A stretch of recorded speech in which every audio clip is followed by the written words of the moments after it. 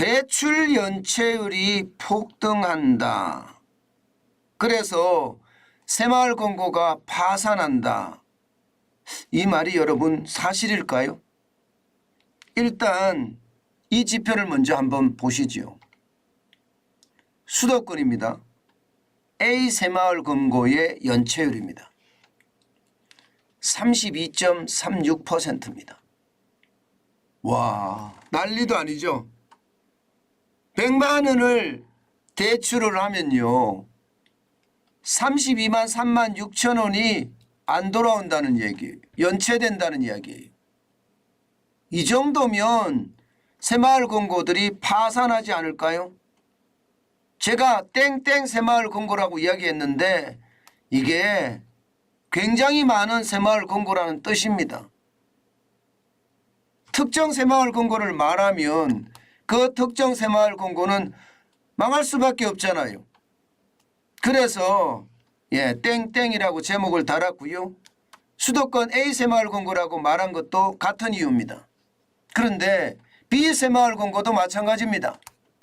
지금 보시는 것처럼 B 새마을 금고도 27.56%의 연체율입니다. 어마어마하죠. 새마을 금고 이야기할 때 상호금융이라고 하거든요. 상호금융의 전체 연체율은 2.42%입니다. 2.42%. 그런데 A 새마을 금고는 32.36%고요. B 새마을 금고는 27.56%입니다.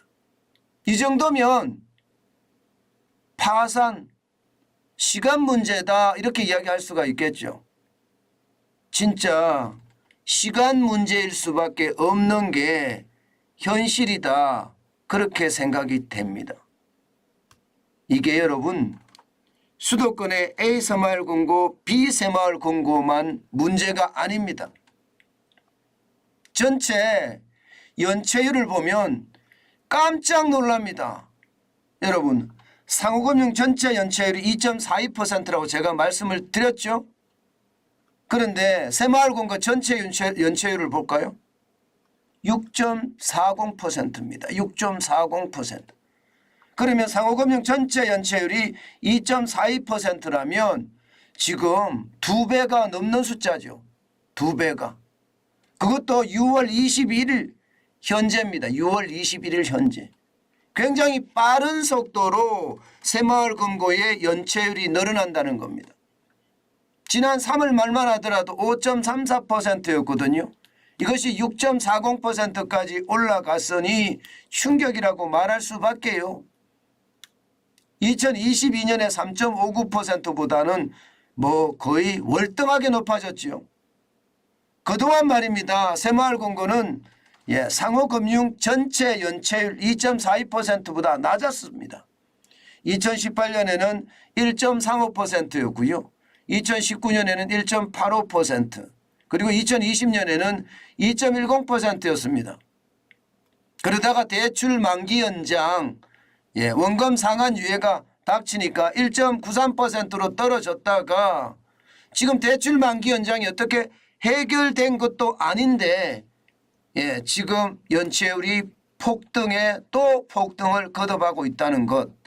이것은 어쩌면 말입니다. 저축은행 사태에 이어서 새마을 금고 사태가 터지지 않을까 하는 그런 두려움도 분명히 존재합니다. 그만큼 말입니다. 빠르게 대응을 해야 된다 이런 얘기예요. 문제는 여러분 새마을 금고는요 이게 금융당국하고는 좀 거리가 멉니다. 돈을 취급하지만요 이게 금융위원회나 혹은 금융감독원이나 여기에 해당이 안 돼요. 이 새마을 금고는 자체적으로 말입니다. 행정안전부 소속입니다. 행정안전부 소속이기 때문에 이 통제는 행정안전부에서 하게 되어 있습니다. 그러니까 이거 자칫 잘못하면 금융을 모르는 사람들이 자칫 잘못 대응했다가 새마을 금고 전체에 큰 충격에 빠지는 것은 아닌가 그런 우려감도 지금 나오고 있습니다. 지속적으로 금융권의 가장 약한 고리가 저축은행이냐 아니면 새마을금고냐 이걸 가지고 제가 싸운다고 말씀을 드렸죠. 그 정도로 저축은행과 새마을금고는 나쁜데 지금 새마을금고는 그중에서도 더 충격적인 상황이 되지 않겠느냐 하는 게 지금 금융가에서 예상하는 겁니다. 새마을금고도 저축은행과 마찬가지 말입니다. 부동산 PF 대출 많이 했거든요. 지금 부동산 PF 대출에 묶여있는 돈들이 새마을금고도 굉장히 많습니다. 문제는 부동산이 좋아진다 하지만 지방은 아니거든요. 그러니까 미분양이 더 많이 늘어나고요. 미분양이 늘어나면 늘어날수록 이게 건설사나 혹은 이게 시공사에 문제가 생길 수도 있습니다. 이렇게 됐을 때 말입니다. 부동산 개발사, 시공사 모두가 한꺼번에 새마을금고에서 돈을 빌렸다고 하면 그 충격의 여파는 상당할 거라고 예상을 합니다.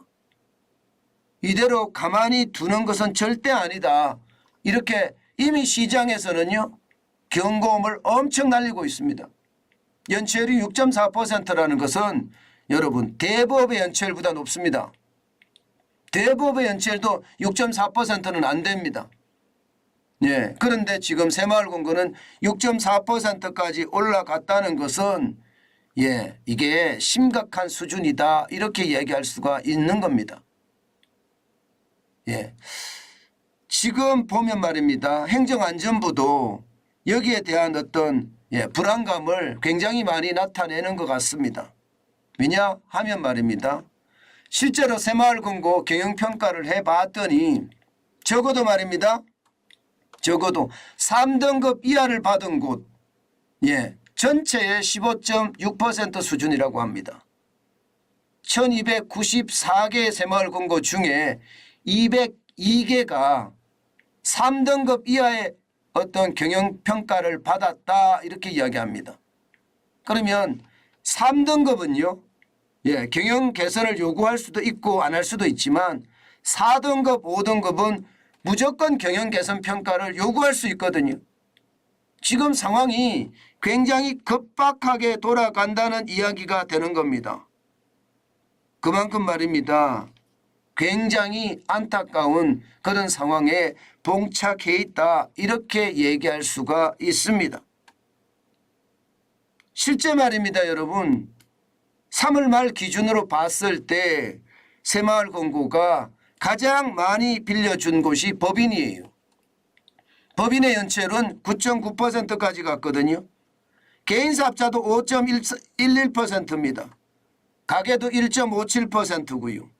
주택담보는 적어서 다행입니다. 1.02%입니다. 가계신용은 1.82%고요. 그중에 지금 심각한 게 법인이 9.99% 10%에 육박한다는 사실이죠. 게다가 개인사업자, 자영업자죠. 5.11%에 해당한다는 것. 이것은 어쩌면요. 새마을금고의 향후 충격이 굉장히 커질 거라는 이야기예요. 이게 예상했던 것보다가 지금 상황이 더 열악해 간다는 뜻. 자칫 잘못하면요. 새마을금고에 줄폐업도 일어날 수 있다는 그런 암울한 전망까지 나오고 있습니다. 여러분, 저는 여러분들에게 제2금융권의 위험을 계속 알려왔습니다. 늘 말씀을 드리지만 이자를 많이 준다고 좋은 일이 아닙니다. 반드시 말입니다. 예금자 보호 한도를 지켰으면 좋겠고요. 그렇지 않고 꼭 내가 해야 되겠다 그런 생각이 들면요. 반드시 BIS라고 하죠. 지급준비 비율 이게 얼마나 높은지 평균보다가 훨씬 높은지 적은지 12% 이상인지 아닌지 이것은 반드시 체크해야 되고요. 게다가 유동성 비율은 어떻게 되는지도 반드시 알아보셔야 됩니다. 유동성 비율이 적어도 100% 저는 넘어서야 된다고 생각하거든요. 그런데 그렇게 안 되는 곳 굉장히 많을 거라고 생각하고요. 부실채권 비율도요. 3% 이하가 돼야 된다고 생각해요. 3% 이상이면 굉장히 위험하다고 저는 보거든요. 때문에 여러분, 내가 새마을금고와 거래를 하고 있다면 반드시 알아보셔야 돼요. 이게 알아보고 대응을 해야지. BIS 비율이 뭐 12%, 13%, 15%가 아니라 8%보다 낮다. 그러면 저 같으면 당장 뺍니다. 유동성 비율이 100%보다 낮다. 그것도 많이 낮다. 저도 바로 뺍니다. 그렇게 해도. 마찬가지로 부실채권 비율이 3%가 넘어서 굉장히 불안하다. 그래도 뺍니다. 만약에 이자를 많이 받으려고 생각을 하고 내가 그래도 이자를 많이 주는 것이 좋다 이렇게 생각을 하신다면 이자 포함해서요 5천만 원이 되도록 하면 됩니다. 그러면 예금자 보호한도 금액이 5천만 원이라고 이야기하면 여기에는 이자가 포함이 안 됐거든요. 그러니까 한 4,700만 원 정도 넣어서 이자를 많이 받는다고 가정을 했을 때 이게 이자 포함하면 5천만 원이 될 거다. 그렇게 생각을 하고 새마을금고에는 저는 넣었으면 좋겠어요. 물론 유동성 비율이 좋고 BIS 비율이 좋고 부채 비율이 낮으면 뭐 더없이 좋겠죠. 이자도 많이 준다는데 새마을금고가 얼마나 좋겠냐. 저는 그렇게도 생각을 합니다. 그러나 그렇지 않다면 반드시 말입니다. 넣더라도 이자 포함한 5천만 원. 그래야지 예금자 보호 한도를 받을 수 있으니까 반드시 그렇게 했으면 좋겠습니다. 이 금융권의 불안감은요. 예상보다가 큽니다. 언제 터질지 몰라요. 게다가 새마을금고는 이게 금융 전문가들이 통제하는 곳이 아니라 행정안전부에서 통제하기 때문에 저는 그 불안감이 더 클 수밖에 없다. 그렇게 여러분께 말씀드리고 싶습니다. 진짜 위기 때는요. 조심조심하는 거 반드시 필요합니다.